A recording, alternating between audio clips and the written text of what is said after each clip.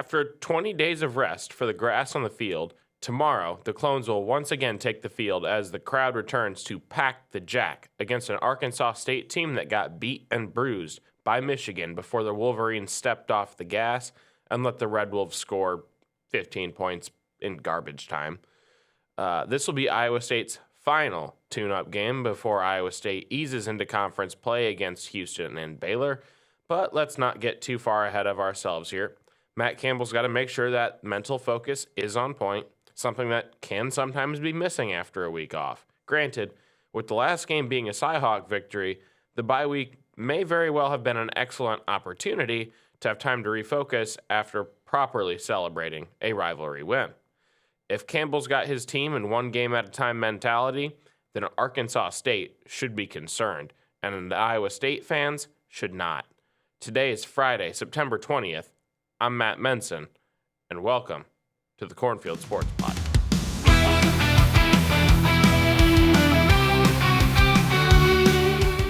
Back alongside me this week, we got Blake after that absence last week. That was here last week, wasn't it? Was it 2 weeks ago? That was 2 weeks.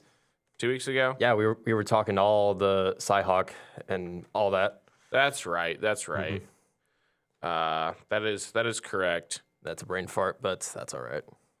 But yeah, it's time to get back on the gridiron here. Yeah, I'm bored. I'm bored this bye week. I need football. JTS has been quiet for too long. It's been way too long. It's like I see the team out east get like every home game that they could ever ask for. Meanwhile, us over here sitting at 1 so far, 1-0 at home in the game opener that Campbell wanted to reveal absolutely nothing to us about what our team was actually going to look like, and the most notable thing that happened was Caleb Bacon getting injured. Yeah. Sad day. But I will tell you that, and to you guys too, this is my first time experiencing inside Jack Trice Stadium since 2021 because you're too busy in the bunker. Exactly. It's like I've done replay for 2 years straight, and like this is the one game this year that like I'll finally be back out. But you can breathe air that's not stale. Production room. But for this game, I will still be working on a different project. This is a documentary project that I'll be focusing on one of the football players on. That'd be Miles Mendezoon. So I'll be just capturing what he does on the sideline. If he gets the chance to play, then I'll capture that. Obviously, I'm going to get you guys too in the stands because like we want lots of shots in the stadium. You got to get some B-roll in there somewhere. Mm-hmm. But I will say, coming out of the bye week, I did shoot the Matt Campbell presser too. That was my first Matt Campbell presser, by the way. I've heard that he kind of treated the bye week basically like another week at fall camp. Which, if you're gonna have a bye week during the non-con, I don't really see what else you do with it. Yeah. Because it's not like you have a conference slate that's started that you're strategizing for. Because you prepare one game at a time, but you strategize as a head coach for an entire season. But with conference play having not started yet, that particular strategy really hasn't changed, at least not yet. There's plenty that remains to be seen. Yeah. Last week, Arkansas State played against Michigan. Final score of that game was 28-18. So yeah, looking ahead, I think Arkansas State, I think they have a great team, and I feel like they held up against Michigan kind of decent. But they've got some wins against weaker opponents. Don't get me wrong; they're capable of beating little Sally Sue and whoever her blind sister is. Obviously, Michigan was the juggernaut there. Right, and until the fourth quarter, Michigan was beating them 28-3. So the rest of Arkansas State's 18 points came in garbage time and are kind of meaningless anyway. Yeah, I guess so. because Michigan's pulling out like their backups and stuff. Right, especially on the defensive side of the ball. I mean, their offensive side of the ball still needs work. I think our offense is more talented than Michigan's. Michigan doesn't have much of a receiving core right now, and they don't have their quarterback talent is behind ours. I would take the Rocco Beck, Jalen Knoll, Jaden Higgins combination over what Michigan's got on offense any day. Mm-hmm. Yeah, Michigan's offense has taken a pretty serious step back without J.J. McCarthy and Blake Corum leading the way. Yep. And I definitely see us like getting to that point, like towards the end of the fourth quarter, like we're going to pull out our backups, like for this game especially. Right. Maybe not even late in the fourth quarter. We could be talking beginning of the fourth, early fourth. If we really come out of the gates shooting, maybe even in the third quarter. But I think it'll be unlikely that we see anything like the kind of craziness that we've been seeing down in like Knoxville, where Josh Heupel's pulling his starters in the middle of the second quarter because they're beating the brakes off their opponents so bad. I don't think we're going to see that, but it's certainly a game where pulling the starters actually is a possibility, and there probably won't be too many more opportunities left for that on the season. So that enjoy the opportunity while it lasts. Hopefully Campbell utilizes it while he can to get those freshmen, sophomores, a little bit of playing experience before conference play starts and he doesn't have as many opportunities to stick them into a game. One of the things that I do think we need to be focused on, though, right now that might actually reduce the overall score of the game, I think we need to be focused on winning that time of possession battle. A bye week helps us right now, but we are still banged up at the linebacker spot. Keeping the offense on the field, keeping that clock churning, utilizing the ground game that I think Abu Sama will be able to effectively run against Arkansas State. We keep doing that. It's going to limit opportunities for that Arkansas State offense, and it'll keep them from making the game closer than it belongs. So that's a pretty important detail right there. I think it's interesting that before we get too far away from that Michigan talking point, Michigan did only beat them by 10. And as we'll discuss here in a little bit more detail in just a second, the spread for our game against Arkansas State is 21.5. That's FanDuel's, but that's an interesting tell that Vegas saw Arkansas State finish within 10 of Michigan and be like, Iowa State's going to beat them by double that. So, yeah, the Arkansas State offense, they're predicated on passing the ball and using the run to keep it open. Against a secondary as deep and talented as Iowa State's, that approach probably won't work all that well because they use the pass to open the run and not the run to open the pass. Arkansas State, the Red Wolves, they've averaged 3.1 yards per rush so far in the season. Not spectacular. And with the defensive front at Iowa State staying focused, those guys that are up in the trenches, they showed their ability to step up against the team out east. So as long as they're staying focused, ISU is going to be more well than capable of bottling up the Arkansas State run game, just like we saw them do against the team out east late in that game when they allowed, 30-something yards on 6 drives or something like that. Yeah. When the team out east just couldn't move the ball. I don't think we should struggle too much to limit the Arkansas State ability to keep the ball on that ground and be forced to throw and times when they don't want to throw, force them into second and longs, third and longs, get them into dropbacks that they don't want to be making on first downs, situations like that. But the other thing too is the betting opened with a spread of minus 17.5 for the Cyclones, and that's blown wide open. I saw that was interesting. It went up a few for us. Right. It's the dollars bet now with the new spread is, at least the spread anyway, is favoring Arkansas State now on dollars bet. Before it was definitely favoring Iowa State, or there's no way they would have blown it that wide open.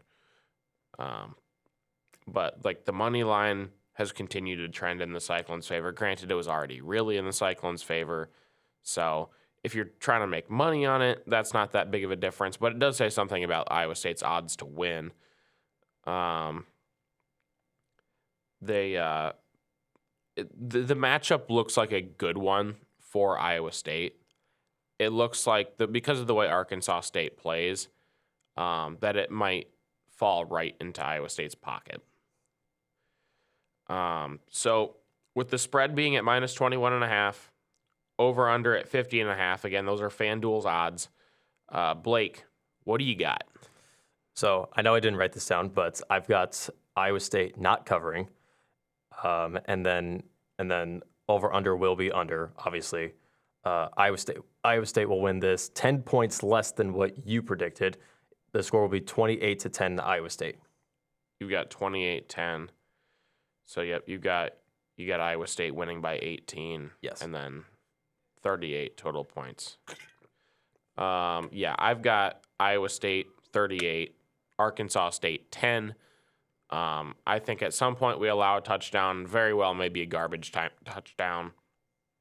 But with the spread widening by a matter of 4 points since it opened, that's a lot.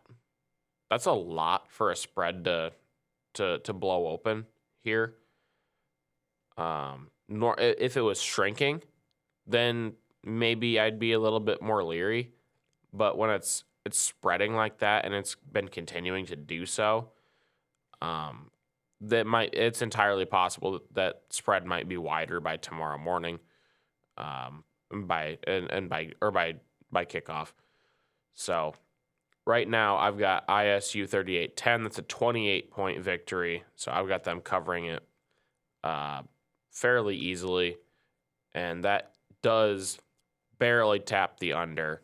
I just don't think Arkansas State's going to score quite enough to hit the over. But without there being a game last week, that's about all we have to talk about as far as Cyclone football. Nothing from last week really to break down. Volleyball, on the other hand, they've had a very busy week. They've been very busy and very mediocre. Unfortunately. The South Dakota Classic, not really what we were hoping for. Dust yourself off, learn from it, and leave it behind. Yep. Just forget about this one. Game one was a loss versus UTEP. They got swept. Seemingly nothing went right for the Cyclones over the course of this game. Across the game, Blake, we hit a total of 0.087 while allowing UTEP to hit at 337. And across sets, it was pretty consistent as well. It's not like UTEP hit that 337 mark by just hitting absolutely out of the water on one of them. Yeah. I would say this final score came up in my feed on Twitter. I'm like, what the heck is this? Yeah, it wasn't so much the final score that got me, but when I opened up the box score and I started to see just how poorly Iowa State performed in this game, I was like, what's going on here? Is the flu going around the team or something? Like, someone needs to explain to me what's going on here. Because I mean, that's a lot of attack errors. That's a lot of kills that aren't happening. You give away that many free points, and UTEP's offense doesn't even have to do all that much, and they still did enough damage anyway. So even had we not been making all those mistakes, I mean, we kind of got the brakes beat off of us in this game. Oh, definitely. Nobody got double-digit kills for the Cyclones. Nayeli Gonzalez had 7, but she also had 7 errors to match it, so her grand hitting total was a goose egg. Duckworth had 7 with 3 errors on 28 attempts, so she only hit 143. Not great. No other hitter even took more than 8 swings over the course of the match, which leads me to believe ISU offense was getting really predictable for the UTEP defense. And then with the additional paywalls, watching the games in South Dakota was an issue, but so I couldn't see what the rotations themselves were. But because you're behind a paywall, right? One that I'm not gonna cough up I'm not gonna cough up $10 to the whatever conference that is network, streaming network that's not really even going to be dedicated to volleyball at all, and they're just going to stick a camera over the game that's probably not even going to move because they're not even going to bother to have someone running it to follow the ball back and forth. Yeah, exactly. And reminder, we get our volleyball tickets for free at Hilton Coliseum, so that kind of makes that difference. Right. I'm not gonna pay $10 for the worst possible production that someone's probably putting out there. High school games have higher production. Exactly. So yeah, was not gonna be able to access the film for that one. But with Nayeli and Maya collectively taking 55% of all the ISU attacks, it does make me curious how we had that rotation arranged, because that means pretty much one of them was in the front row constantly, and the other one was in the back row constantly, unless we're subbing them out in the back row. But it's not like our defense was doing great either, so I'm a little skeptical of that. It doesn't seem like we're putting in defensive specialists or anything. So the highest individual hit rate came from Amiri Hendricks Walker, who, I mean, she hit 429 from the middle, so that's a good day for her. She was the only Cyclone to hit above 167 against UTEP. And take a guess who got the 167 attack rate. Who? Morgan Brandt. Oh, jeez. Our star setter. Yeah. If your setter has the next best kill rate on the team, and it's not because of 1 or 2 perfect dumps and those are the only attacks, that's a rough day on offense. So, I mean, when a game's going that way, though, you got to find a way to lean into what's going right. If the attack if you've got a middle who can get the ball down when nobody else is, you're just going to have to lean into that. And ISU did precisely the opposite, opting to go for stone-cold hitters on the outside and the opposite side. Lily Wachholtz and Kirsten Schmidt both had negative attack rates and combined for over double the amount of attacks that Amiri had. I mean, it's when you're going to negate everything that one person is doing right and everything else is going wrong, I don't know how you break that down other than slow it down, fix stuff in the next game. Which we attempted to, but ultimately they performed better, but not good enough for a win. But, I mean, that game against UTEP, the only point at which things were looking good for ISU was early in set 2, we're up 11-5. And then over the course of the next, sets of rallies there, or sets is a bad word, but the next rallies, UTEP comes back, flips the score later in the set, takes a 19-18 lead, and that's it. And that would be the only set that ISU would even crack 20 points.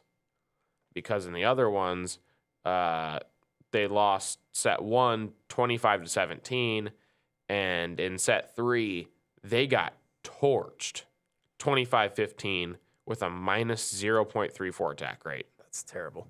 Yeah. That's what you expect, That's what you expect Nebraska to do against like Alabama A&M State or something. I don't know. Is that a school? A&M State? Watch us name random schools like that. That's pretty much where we're at. Yeah. It probably exists somewhere. Maybe. I don't know. Maybe I'm describing a D3 school for all I know. Southern Alabama Tech University. I don't know. Yeah. That one's got to be made up. You're about to look up Alabama A&M State, aren't you? Southern Alabama Tech. Southern Alabama Tech. They just brought up University of South Alabama. Okay, that makes some more sense. That's actually a real school.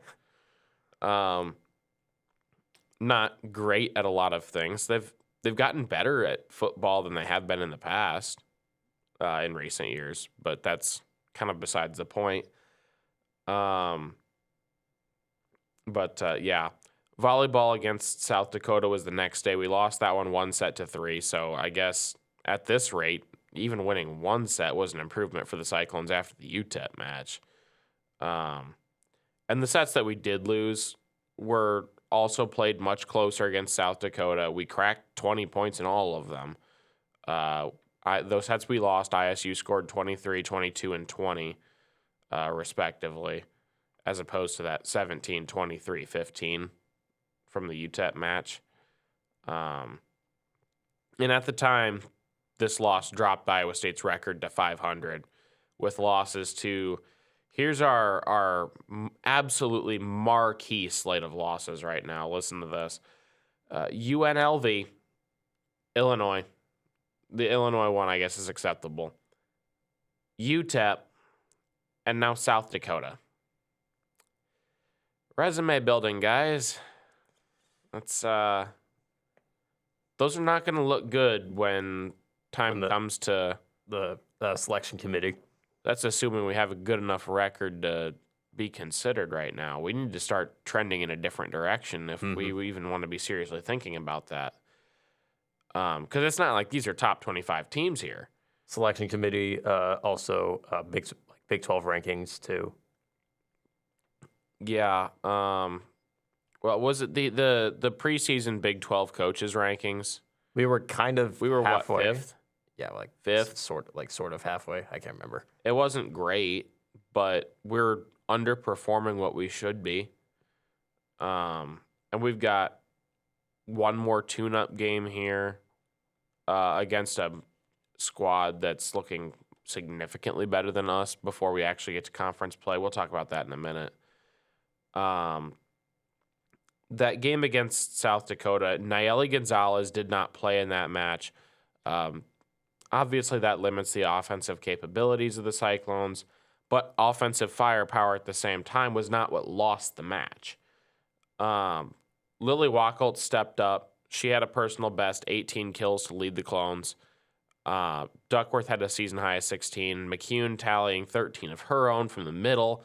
That's no mean task. Remember, just recently here, she became the first middle to have double-digit kills in a game for Iowa State in 5 years.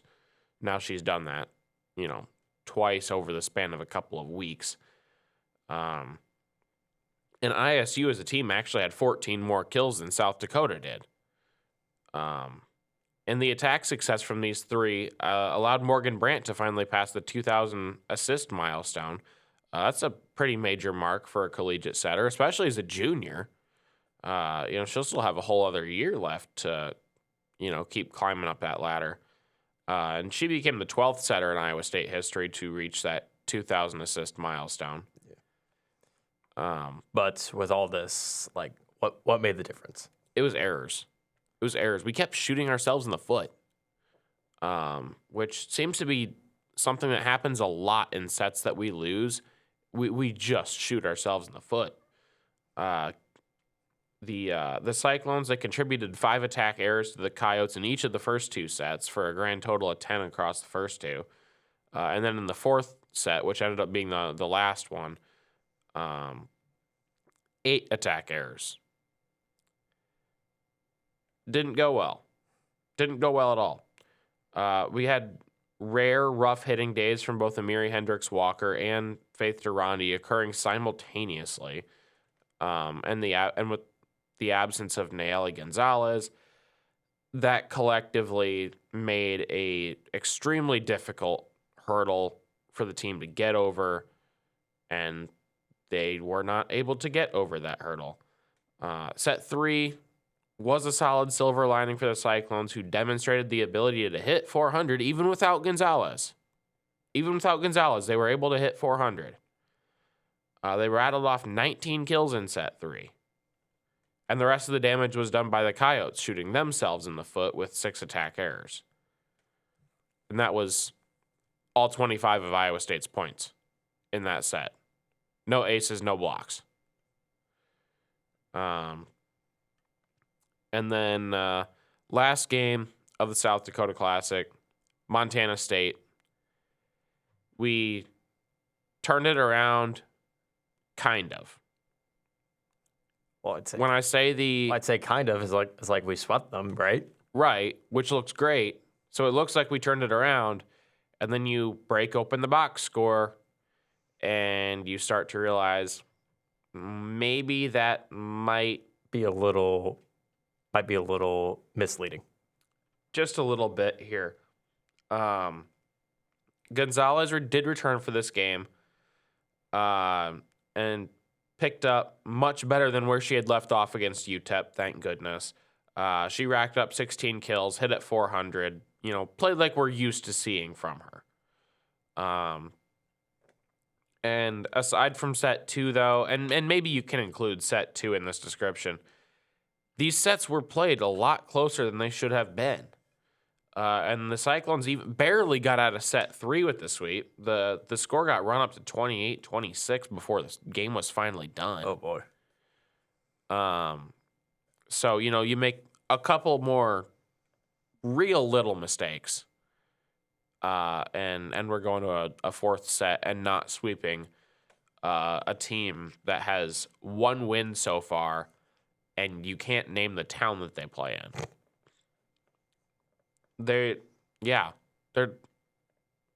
We're struggling against opponents that we should be dominating. It's not good. Yeah, don't pay attention to that sweep score. Yeah, the Cyclones hit a mediocre 262 over the course of the game, which, with the second set being far and away the most effective offensively, they hit a 448 in that second set. Sets 1 and 3, we hit 195 and 212 respectively. Very inconsistent. Very inconsistent.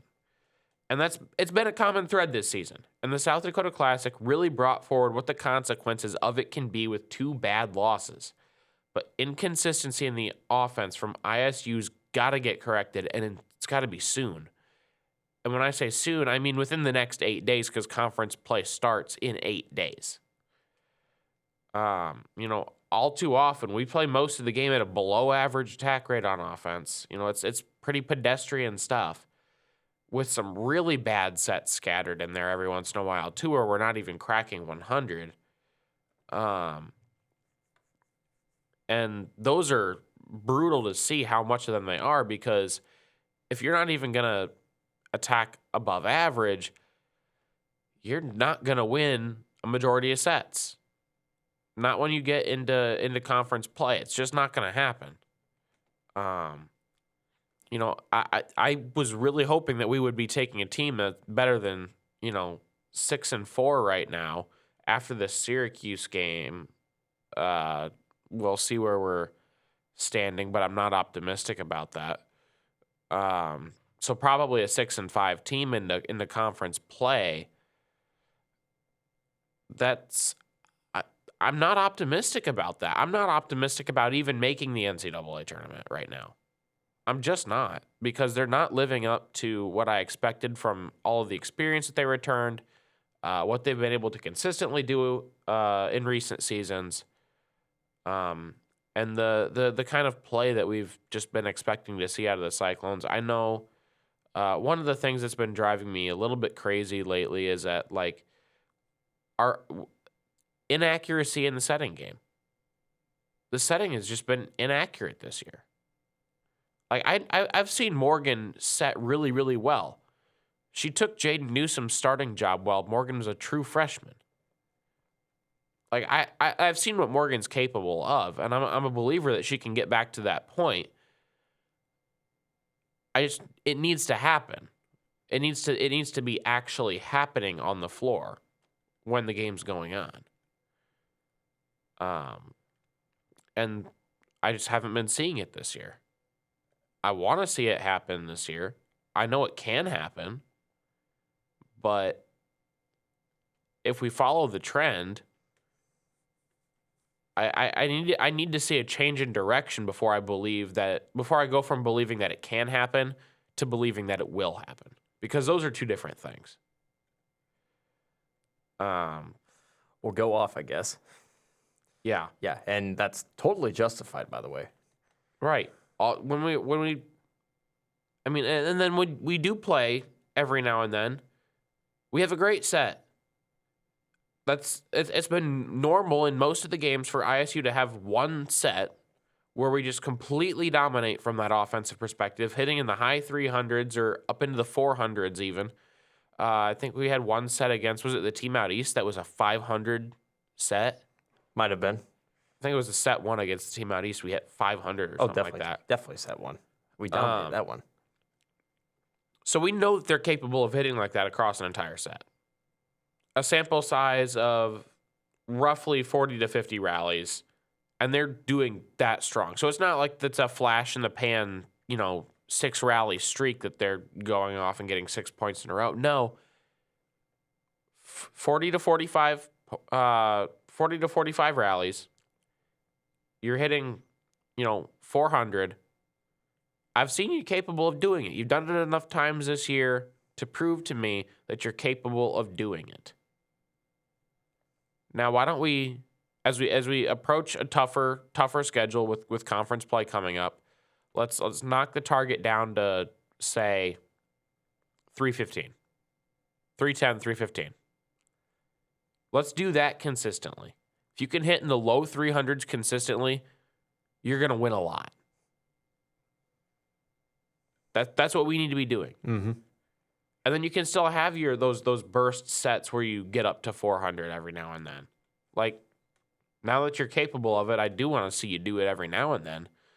But I want to see that kind of consistency, the ability to do that, manifest itself to some degree on every set, not one set a game.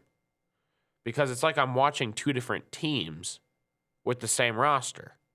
When we have a set where we hit, 0.086, and we follow that up where we hit 412. It's mind-bending to watch, and it gives you quite the headache. But yeah, we need to get ways to infuse the offensive ability that we have into every set we play. So we followed up this South Dakota Classic with a win at Colgate. Yeah, definitely much needed, like change of scenery. A much needed change of scenery to help us touch up the team before conference play. Definitely. Yeah, let's pull over and repair the car kind of game, I guess. Mm-hmm. Gonzalez is once again absent from the court, leaving the primary attacking duties to Duckworth, Wachholtz, and Schmidt. They stepped up and delivered again, but this time they left little room for doubt as the errors declined from Gonzalez's last absence. Wachholtz, 15 kills, hitting a staggering 480 over the course of the game. Duckworth, 13 kills, hitting 294, just shy of 300. Decent day. Seen better from her, but just shy of 300. I'm not going to complain. Schmidt, 12 kills. She hit 258. I'm not going to complain about that from her. Durandi and McCune, they didn't get a ton of opportunities like the previous 3 did, but they were efficient with the ones they did get, hitting 429 and 462 respectively. Interestingly enough, Rachel Van Gorp was absent from the Colgate match, leaving the libero duties back to Brooke Stonestreet for the first time this year. And I think it's kind of odd that last week I was talking about becoming a Rachel Van Gorp believer, and Brooke Stonestreet wasted absolutely no time putting up the highest dig total so far for the season for the Cyclones. She banked a staggering 26 digs over the course of 4 sets. So was this the I told you so after the what do I want to call it?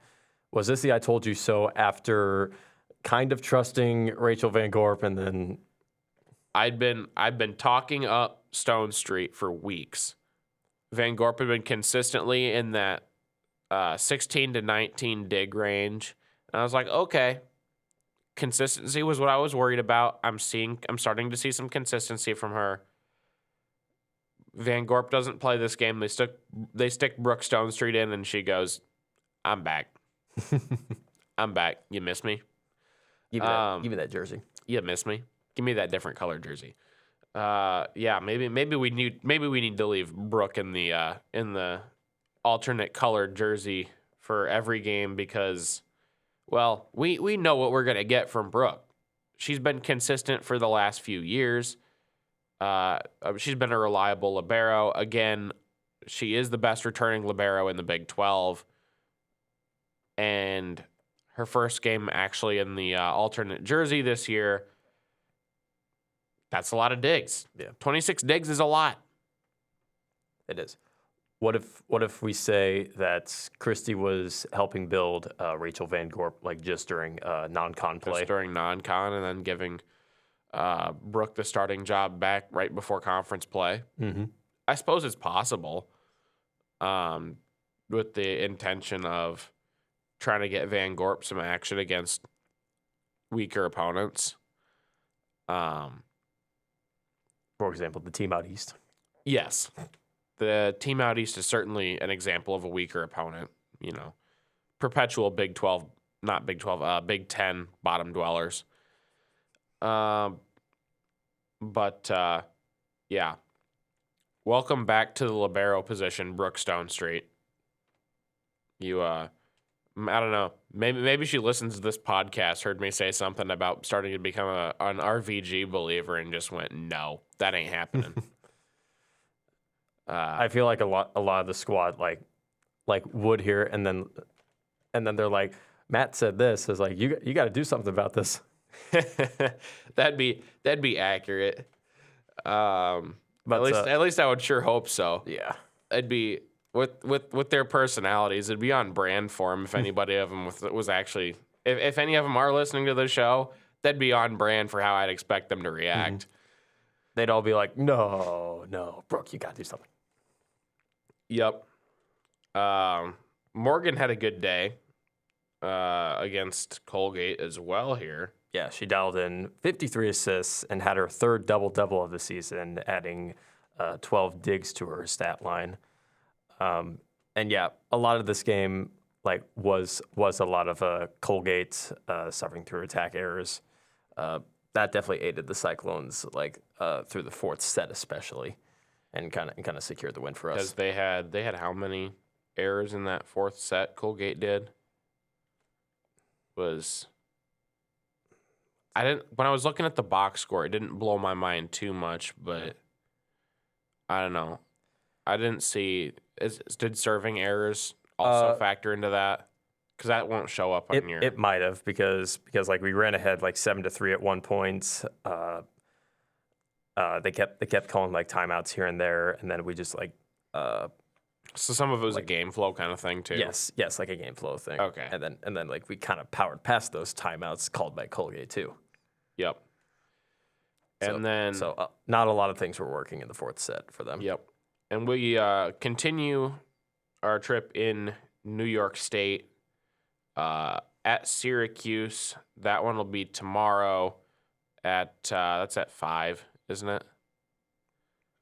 I didn't get a time written down. It might be at 5 because time zones. Right. That would be 6 o'clock local time. Yeah. But that one will be our last non-con. Oop, 1 second. Iowa State plays next, heads to Syracuse for a matchup on Saturday, September 21st at 12 p.m. Central Time to close out the non-con. Oh, it's a noon game? Yeah, I don't know why. Weird. That means it's going to overlap with football. Darn it. Yeah, Big 12, why do you do that? Well, it's not like we don't have any control over the volleyball scheduling with this one because that's on ACC ground. So that's probably, if anything, they're going to try to line it up against Syracuse football. Or not against Syracuse football. They're going to try to line it up so that it's not the same time frame as Syracuse football. Yeah, that makes sense. Which I don't know what time the Orange kick off, or even if they do play that weekend. But that would make a difference. They play today. Oh. Against Stanford. Okay, that explains why they're doing that then. That explains why the game is on Saturday in the first place. Yeah. They play today. Considering it's not a tournament game, so there's no ordinary need to stick it on a Saturday. Yep.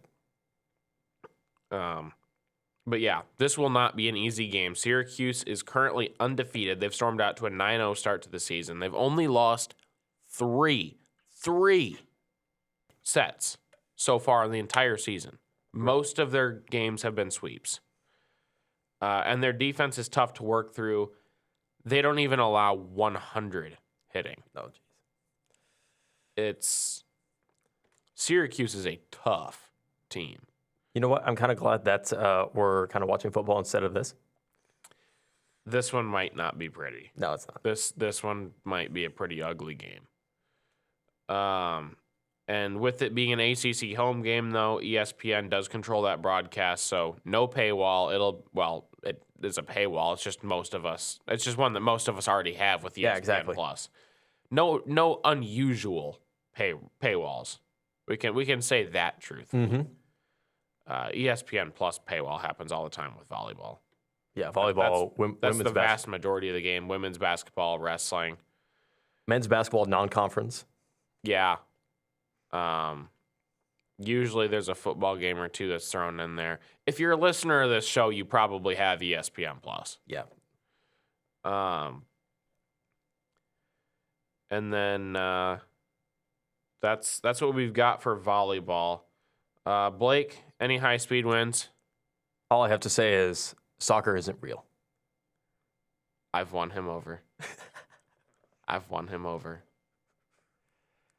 I think we need to close the show on that joyous note here. Follow the Cornfield Sports Pod on Twitter at CSportsPod. Blake, where can they find you and your acknowledgement that soccer isn't real? First of all, my apologies to Brady Miller, famous YouTuber Brady Miller from you and I.